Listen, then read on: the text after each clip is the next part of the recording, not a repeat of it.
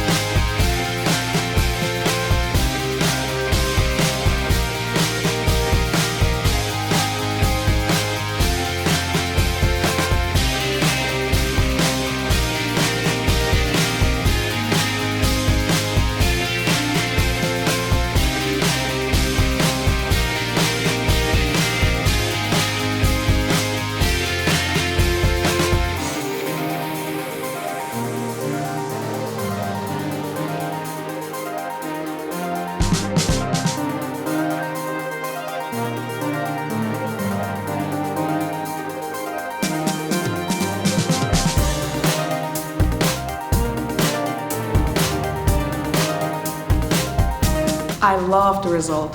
The curls came out very nice.